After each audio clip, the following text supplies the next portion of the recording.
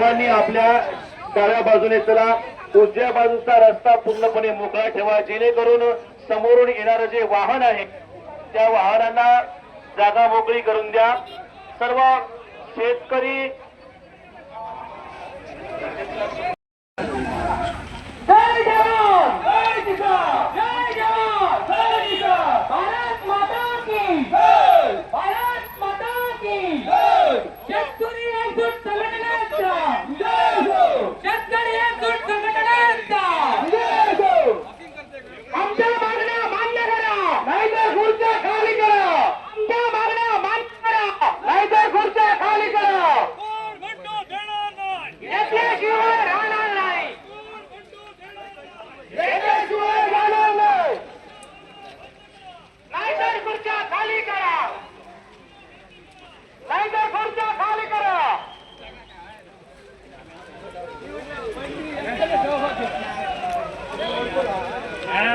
याच्याशिवाय जाणार नाही याच्याशिवाय जाणार नाही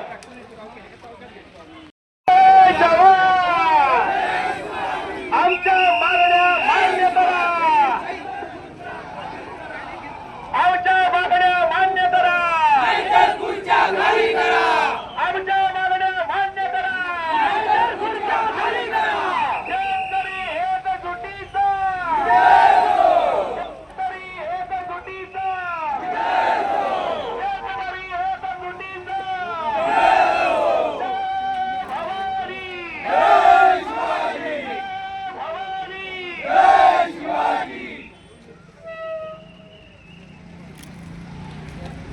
शेतकऱ्यांची सरसकट कर्जमाफी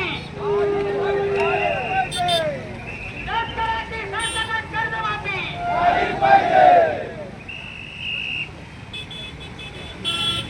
शेतकरी एकजुटीचा विजय असो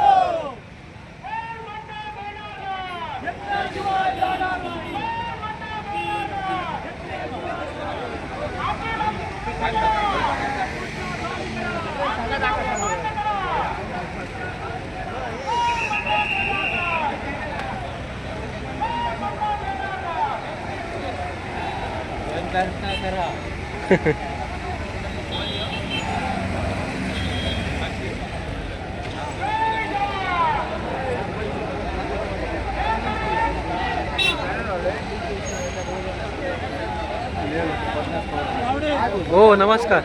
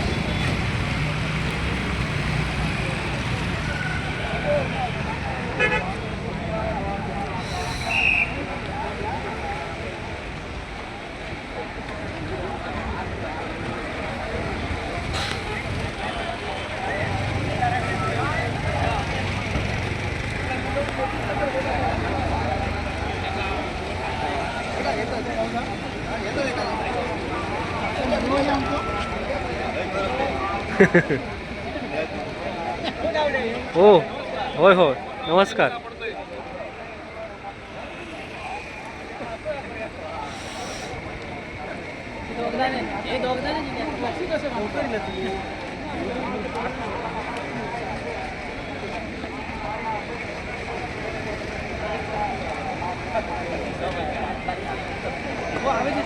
होय होय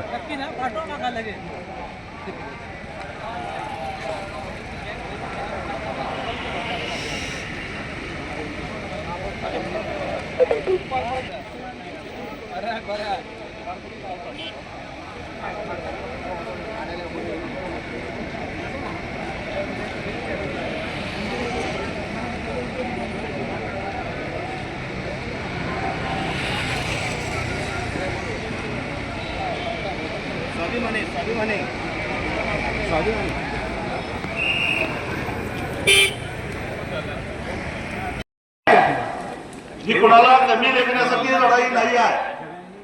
या कोकणातला जो शेतकरी आहे निसर्ग याच्यामध्ये कुणाचा पराभव होणार नाही, कुणाचा विजय होणार नाही. इथं शेतकऱ्याचा विजय होणार आहे, त्याचे आपण सगळे साक्षीदार करणार आहोत. आणि त्यामुळं मला असं वाटतं की खर तर इतिहासामध्ये पहिल्यांदाच अशा प्रकारे एक क्रांती घडावी, असं कोकणात क्रांती घडायला लागलेली आहे. आणि या क्रांतीचे सगळे आपण साक्षीदार आहोत. याला दृष्ट लागून देऊ नका, एवढीच माझी तुम्हाला सगळ्यांना हात जोडून विनंती आहे. कारण आपलं अंतिम उद्दिष्ट काय आहे? इमानदारीनं शेतामध्ये राबणाऱ्या काजू उत्पादकाला आणि आंबा उत्पादकाला न्याय मिळवून द्यायचा आहे, हे लक्षात ठेवा.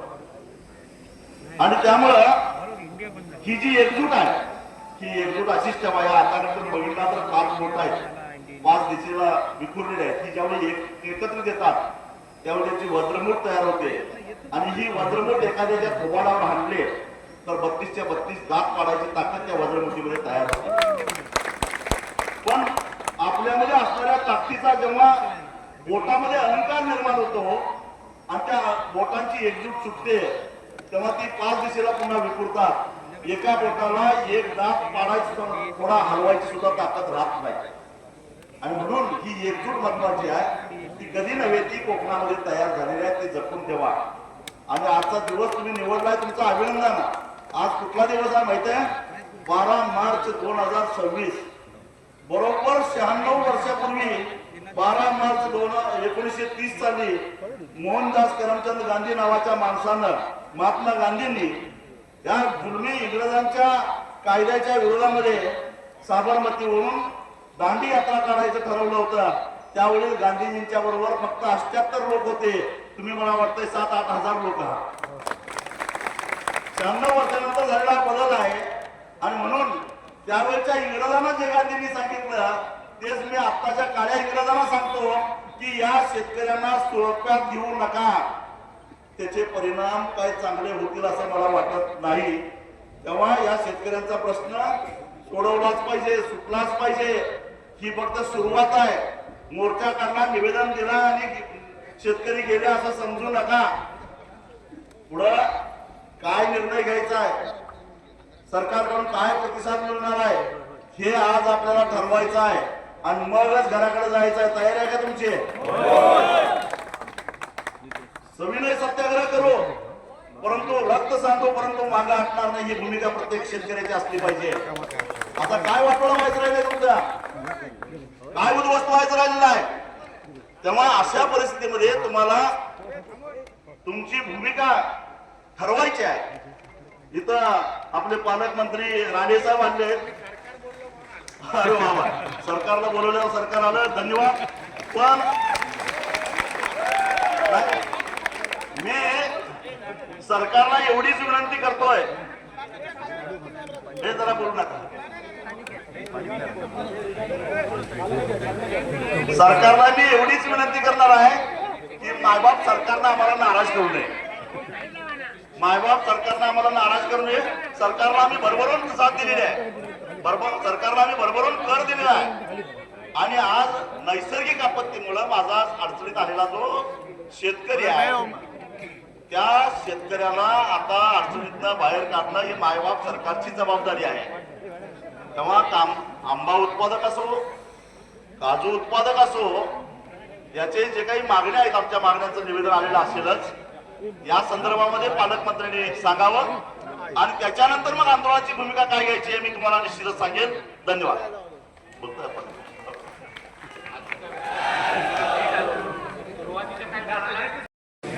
या नैसर्गिक आपत्तीला शेतकरी जबाबदार नाही आहे. या आपत्तीला शेतकरी जबाबदार नाही आहे. पर्यावरणाचं संतुलन बिघडल्यामुळं वातावरणामध्ये जे फेरबदल झाले त्यामुळे यावर्षी प्रचंड पाऊस पडला आणि लगेच पाठोपाठ कडाक्याची थंडी पडली, मध्ये धुकं पडलं. आंब्याला मोहर आला पण त्याच्यामध्ये पुरुष जातीची फुलं जास्त लागली आणि मधमाशा परागीकरण करायला आल्या नाही, का आल्या नाही माहित नाही, आणि त्यामुळे फलधारणा झाली नाही.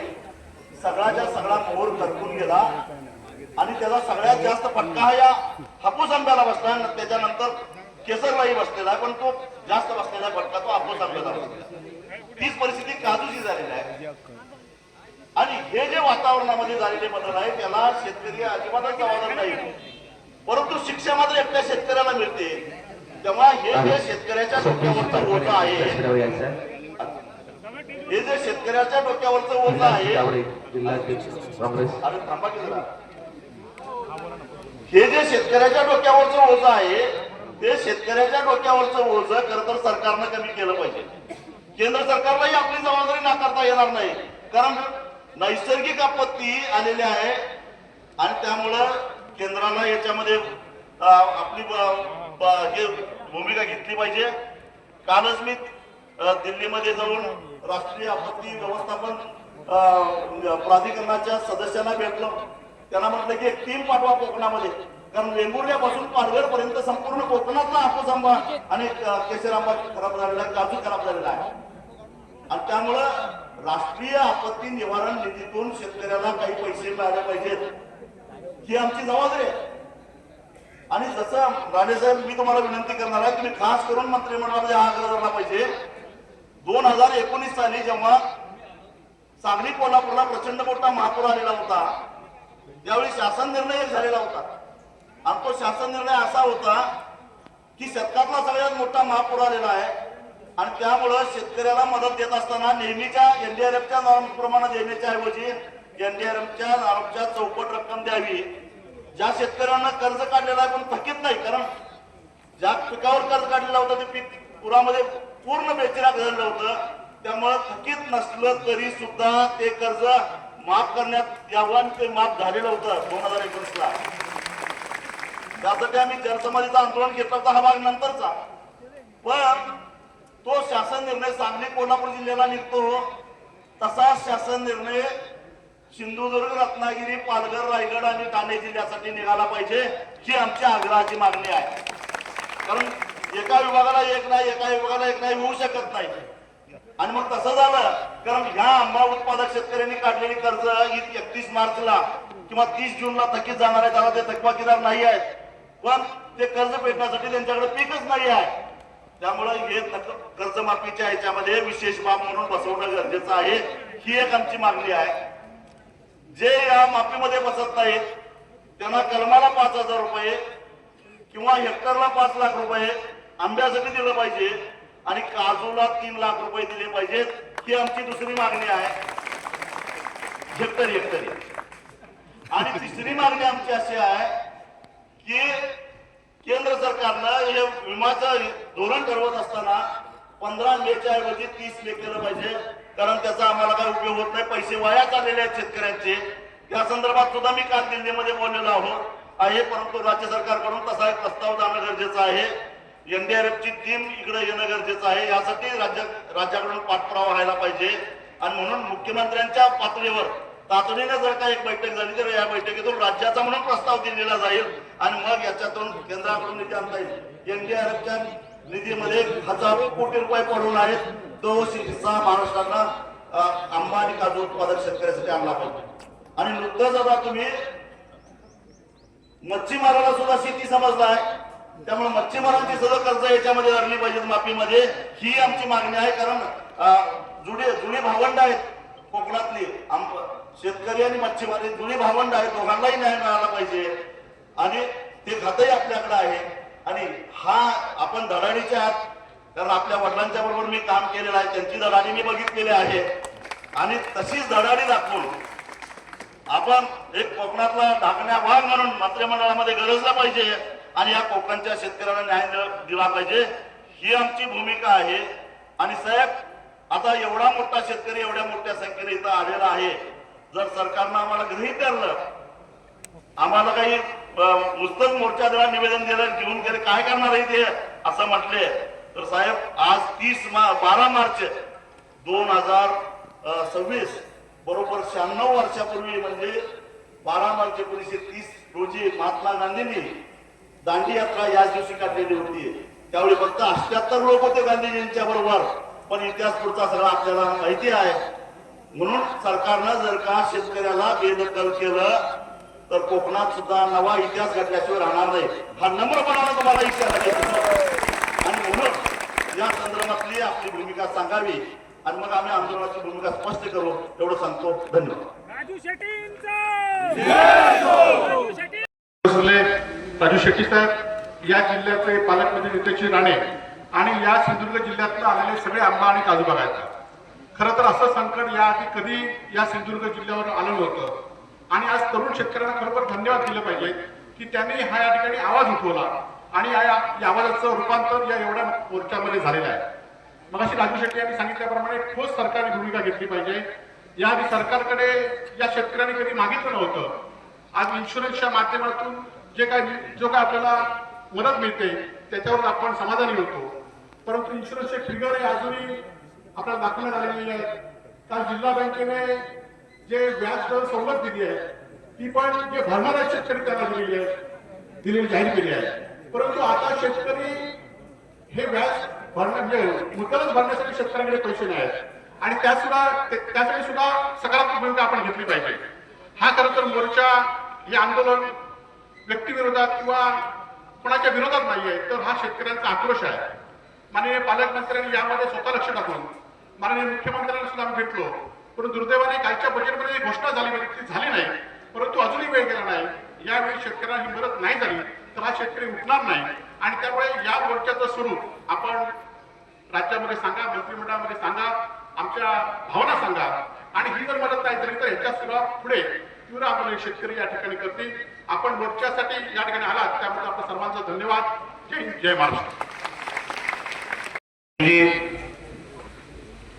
उपस्थित असलेले माजी आमदार वैभव नाईकजी, माजी आमदार राजन तेलीजी, उपस्थित असलेल्या सिंधुदुर्ग जिल्ह्याच्या जिल्हाधिकारी दोडमुसे मॅडम, उपस्थित असलेले सर्व प्रमुख मान्यवर, आंबा काजू संघटनेचे प्रमुख पदाधिकारी, मान्यवर, उपस्थित बंधू भगिनींनो,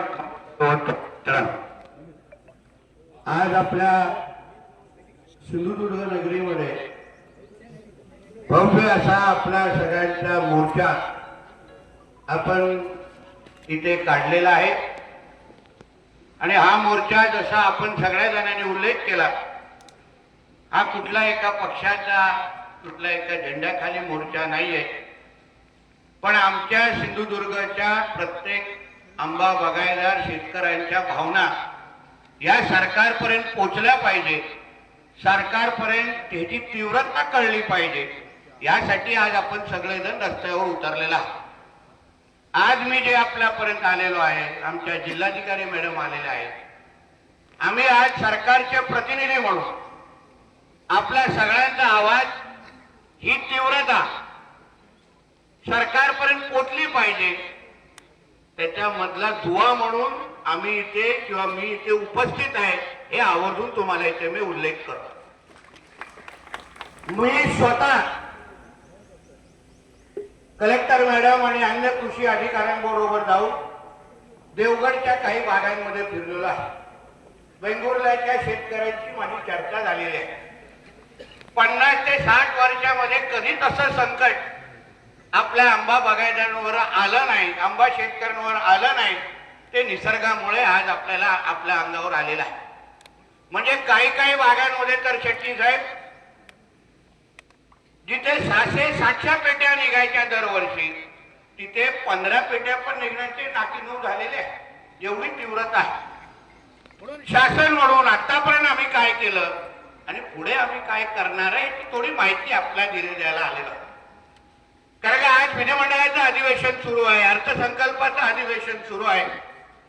आणि अर्थसंकल्पावर माझ्या खात्यासंदर्भात मागण्या आज दुपारी 2च्या नंतर तिथे मत्स्य व्यवसाय खात्यासंदर्भात होणार आहेत. पण तरीही मी विचार केला, ज्या लोकांमुळे, ज्या सिंधुदुर्गच्या लोकांच्या प्रेमामुळे आज मी विधिमंडळात मंत्रालयामध्ये बसतो, ती माझी जनता रस्त्यावर उतरल्यानंतर मी विधानसभेमध्ये बसू शकत नाही. म्हणून आवर्जून मी इथे आलेलो आहे. कारण का तुमच्याच आशीर्वादामुळे मी तिकडे आम्ही सगळेजण तिथे बसलेलो आहे.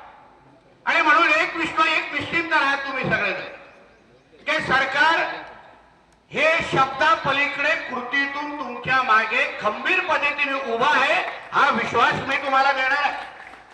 या अगोदर मंत्रालयामध्ये जेव्हा आपल्यातले काही आंबा बागायतदारांचे प्रतिनिधी मला येऊन भेटले, आमचे सगळेच होते, वेंगुर्ला, देवगडचे सगळे प्रतिनिधी होते, आणि तिथे ती चर्चा झाली. आणि तिथे जेव्हा काही जे प्राथमिक रिपोर्ट आमच्या कृषी अधिकाऱ्यांना काही काढले होते, तेव्हा एकदा एकच मोहर आलं, दुसरंच मोहर आलं. तर त्या लोकांना सगळ्यांना विचार, आम्ही त्या सगळ्या गोष्टीवर ह्यांच्या सकट मी आक्षेप घेतला. तर काय शेट्टी साहेब, मला असा एक आक्षेप आहे की मंत्रालयामध्ये बसणारे जे अधिकारी आहेत ना मुख्य, त्याला महाराष्ट्रातली कधी कधी ही भौगोलिक परिस्थिती समजत नाही. उत्तर महाराष्ट्राचे निकष कोकणाला लावतात, विदर्भाचे निकष कधी कधी आमच्या कोकणाला लावतात. त्याच्यामध्ये ते वातावरणामध्ये होणारे बदल, भौगोलिक परिस्थिती, अन्य सगळ्यांची परिस्थिती बघताना कोकणासाठी निर्णय घेत असताना प्रत्येक खात्याने माझ्या दृष्टिकोनातून वेगळे निकष लावलेच पाहिजे अशी भूमिका आमच्या सगळ्यांची आहे. आणि त्या दृष्टिकोनातून आम्ही तिथे सांगितलं. आणि म्हणून आलेला जो रिपोर्ट होता, ज्याच्यामध्ये थोडीच नुकसान भरपाई दाखवली होती, तो रिपोर्ट आम्ही बदलायला लावला. आणि आमच्या आदरणीय जिल्हाधिकारी मॅडमने तो रिपोर्ट 90% नुकसान आपल्या सगळ्यांचं झालेलं आहे असं करून शासनाकडे पाठवलेलं आहे. म्हणजे आता सरकारकडे ही बातमी निश्चित पद्धतीने गेलेली आहे की सरकारला विश्वास बसलेला आहे की आपल्या सगळ्या घरांचं 90% नुकसान झालेलं आहे. म्हणजे आता त्याच्यामध्ये काही दोन विचार नाही. गेल्या 3 कॅबिनेट पर्यंत, काल पण एक 4.5 कॅबिनेट झाले, तिथे मी असो, आदरणीय गोगावलेजी असेल, आमच्या आदिती तटकरे असतील मंत्री, आम्ही सगळ्या जणांनी कॅबिनेट झाल्यानंतर जेव्हा आपण आयत्या वेळेचे विषय मांडू शकतो, तेव्हा आदरणीय मुख्यमंत्र्यांकडे परत एकदा लक्ष वेधले की साहेब परिस्थिती वाईट आहे, सरकारकडे अंतिम रिपोर्ट आलेला आहे की 90% नुकसान झालेलं आहे, आपण लवकरात लवकर ह्याच्यावर नुकसान भरपाई किंबहुना चांगल्यातलं चांगलं पॅकेज हे जाहीर झालंच पाहिजे अशी भूमिका आम्ही सगळ्यांनी मंत्रिमंडळाच्या मध्ये घेतलेली आहे. मग त्यावर त्याचा शेट्टी साहेबांनी उल्लेख केला भाषणामध्ये की आदरणीय मुख्यमंत्र्यांनी या अधिवेशनाच्या काळामध्ये आंब्याच्या, काजूच्या परिस्थिती संदर्भात त्यांच्या नेतृत्वाखाली बैठक आयोजित करण्याचा शब्द आम्हाला कालच दिलेला आहे. त्यानुसार माहिती मिळून आमची मंत्रालयामध्ये बैठक होणार आहे. आणि मग त्याच्यामध्ये कोणाकोणाला यायचं आहे ते आपण सगळ्या जणांनी नावं द्या. आपण त्या बैठकीमध्ये जास्तीत जास्त प्रतिनिधी आपल्या आणण्याचा प्रयत्न करू, जेणेकरून सरकारपर्यंत एकदा तीव्रता पोहोचली जेणेकरून आपल्याला काही मागे पुढे बघण्याची गरज लागणार नाही.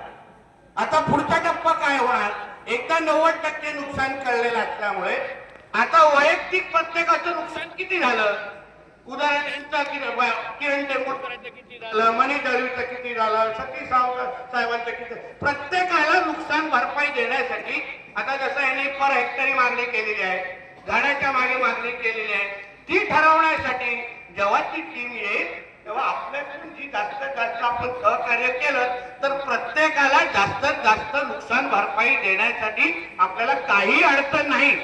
एक तुम्ही डोक्यात धरा, सरकार नाही बोलत नाहीये, आम्हाला जी नुकसान भरपाई द्यायची ती उद्या आम्ही कमी दिली तरी आपण भरणार की आपला राज्य निश्चित आहे, कारण नुकसान तर झालेलं नाही. आम्ही कोणच बोलत नाही, कोण खोटं बोलताय, उगाच पैसे मागतायत असं कोणच बोलत नाही. म्हणून प्रत्येकाला नुकसान भरपाई मिळवायची असेल तर व्यवस्थित पद्धतीने सरकारी जे अधिकारी येतील त्यांना आपण सहकार्य करायचं. काही कमी जास्त असेल तर मी बसलो पाहिजे, नेहमी आमच्या राजू शेट्टी साहेब त्रास देण्याची तशी गरज नाही, आम्ही सगळे सक्षम आहोत. तसे जेणेकरून उगाच ते कोल्हापूर येऊन सगळा आपला त्रास करून घेणार हक्काने सांगू शकतात आपल्याला काही आणि त्यांनाही विश्वासात घेऊ.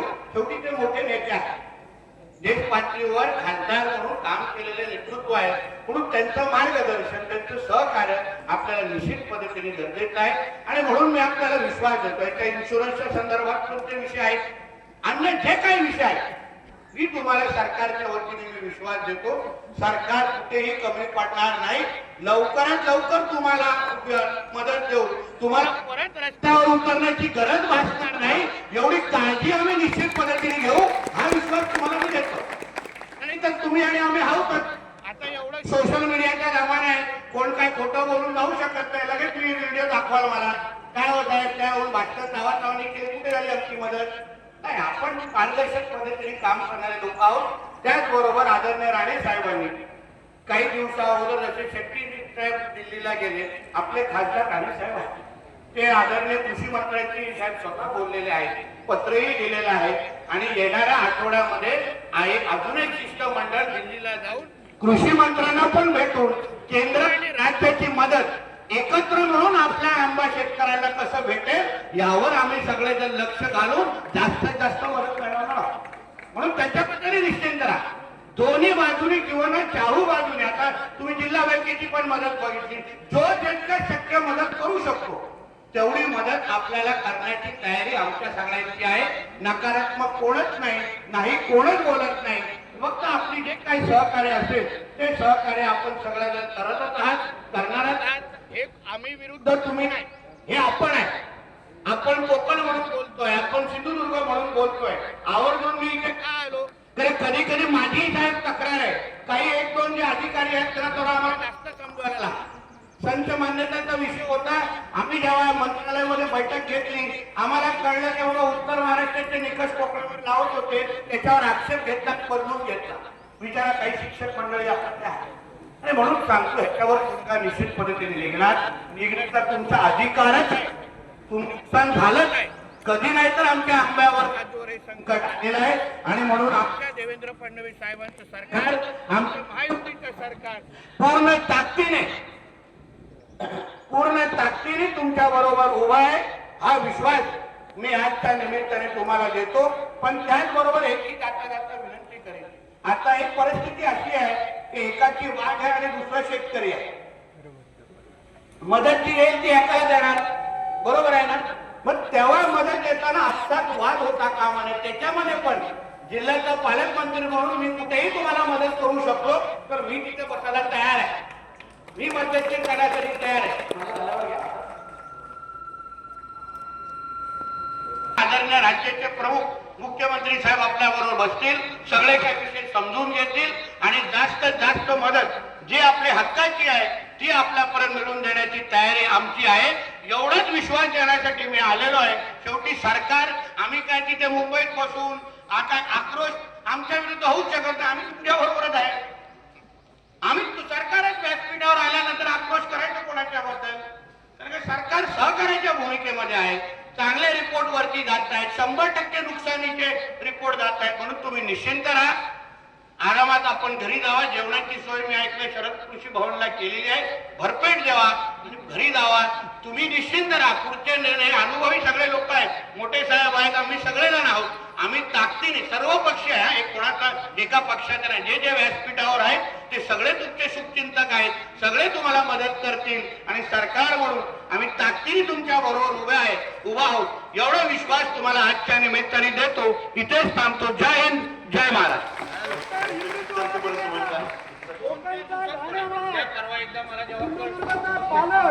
माननीय नितेशजी राणे साहेबांचा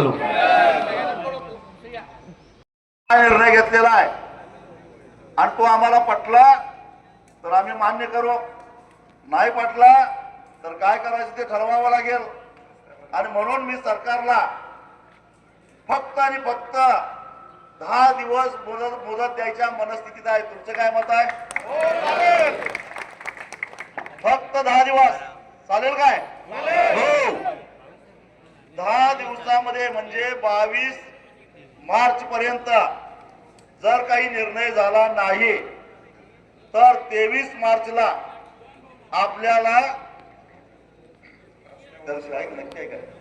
तारखेला आपल्याला मुंबई गोवा राष्ट्रीय महामार्गावर कांड मांडून बसायचं आहे. एकच शिट्टी, एकच शिट्टी, शेतकरी एकजुटीचा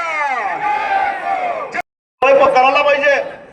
पण कृषी मंत्रालयाला जाऊन सांगायला पाहिजे. हे कोण औषधाचा प्रश्न असेल किंवा कर्जमाफीचा प्रश्न असेल, मगाशी सांगितलं तुम्हाला 16 लाख कोटी रुपयाची उद्योगपतींची कर्ज. अरे ज्या आंबा उत्पादकांना रत्नागिरीच्या आणि सिंधुदुर्गच्या आंब्यावर मात्र जगातला ग्राहक तुटून पडतो, ही तुमची ख्याती आहे, हा तुमचा पराक्रम आहे, हे लक्षात ठेवा.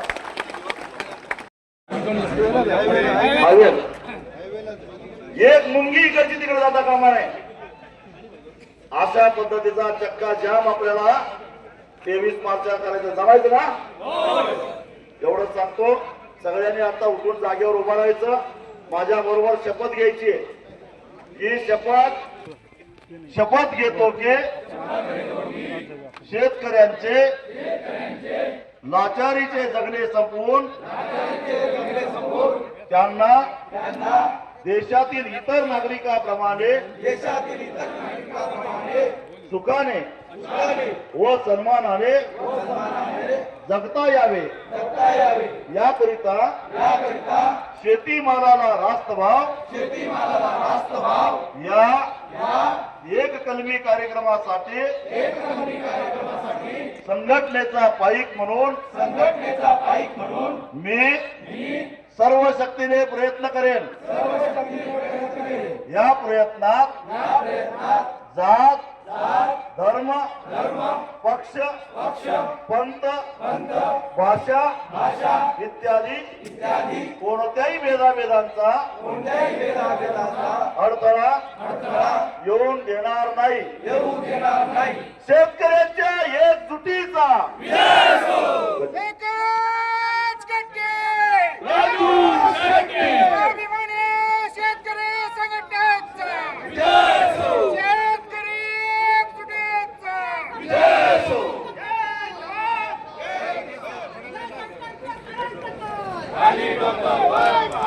समर्थ न्यूज चॅनल यूट्यूबवर सबस्क्राईब करा व बेल आयकॉनवर क्लिक करा आणि रहा अपडेट.